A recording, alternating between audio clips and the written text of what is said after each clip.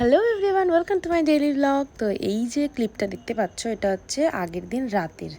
আমাদের বাড়ি রান্না পুজো আছে যেহেতু, তো আগের দিন রাতের বেলা প্রত্যেকটা রান্না করে রাখা হয়। কারণ হচ্ছে পরের দিন আমাদের কোনো রান্না বান্না হয় না, তো সেই আগের দিন রাতের রান্নাগুলো পুরোটা খাওয়া হয়। এই যে দেখতে পাচ্ছ সবাই এসে গেছে আমাদের বাড়িতে, মানে আরও কিছু জন আসা বাকি আছে। আজকে ব্রেকফাস্টটাও আমরা পান্তা আর এই সব শাক সবজি দিয়ে ভাজাভুজি দিয়ে করেছিলাম। দুপুরবেলাও সেই একই খাবার, বললাম না আজকে সারাদিন আমরা পান্তা আর এগুলোই খেয়ে থাকি। এখানে ইলিশ মাছ করেছিল এত বড় বড়, আর এই যে মেন থিং যেটা আমার ভীষণ পছন্দের, অনেকে তো এটা খেতেও এসেছে আমাদের বাড়িতে। আমার মা এত বেশি ভালো বানায়, এবারে প্রায় প্রত্যেকবারের থেকে অনেক বেশি লোক এসেছিল আমাদের বাড়িতে।